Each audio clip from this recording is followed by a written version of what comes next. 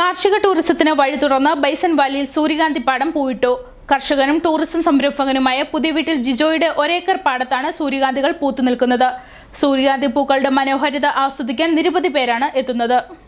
Idukki bison വാലിയിലെ 40 ഏക്കറിലാണ് പാടത്ത് സൂര്യകാന്തി മനോഹരമായി പൂത്തു നിൽക്കുന്നത്. ബൈസൺ വാലി സ്വദേശി പുതിയ വീട്ടിൽ ജിജോയാണ് പാടത്ത് സൂര്യകാന്തി കൃഷി പരീക്ഷിക്കുന്നത്.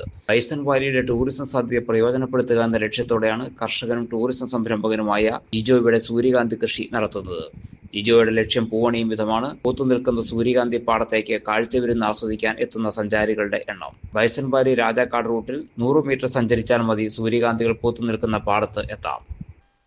നമ്മൾ കഴിഞ്ഞ കൊല്ലം ഏപ്രിൽ മെയ് സമയത്ത് നമ്മൾ മുട്ടുകാട് നമ്മൾ ഇതേപോലെ തന്നെ സൂര്യകാന്തി തോട്ടം ചെയ്തിട്ടുണ്ടായിരുന്നു.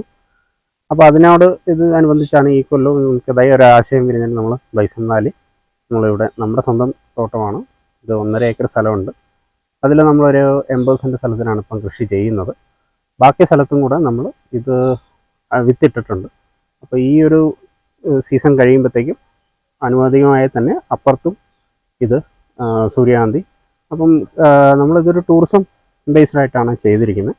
അപ്പം ഗസ്റ്റ് വരാനും അവർക്ക് കണ്ടിന്യൂസ്ലി സൂര്യകാന്തി തോട്ടം കാണാനും ആസ്വദിക്കാനും പറ്റുന്ന രീതിയിലാണ് നമ്മൾ ചെയ്തിരിക്കുന്നത്.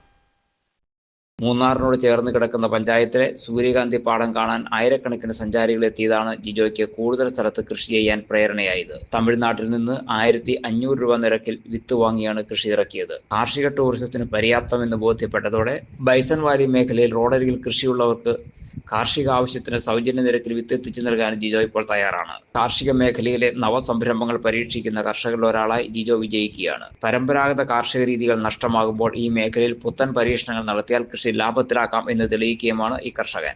സൂര്യകാന്തി കൃഷി ചെയ്തേക്കുന്നത് ഇത് തന്നെ ടൂറിസം തന്നെ ഉദ്ദേശിച്ച. അത് എനിക്ക് മാത്രം പോരാ, നാട്ടിലുള്ള എല്ലാവർക്കും വേണം.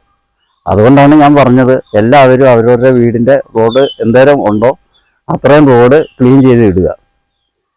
ആവശ്യമുള്ള നിർദ്ദേശങ്ങളും കൊടുക്കും, അത്യാവശ്യം നമ്മുടെ കയ്യിലുള്ള ചെടിയും കൊടുക്കും. അല്ലാതെ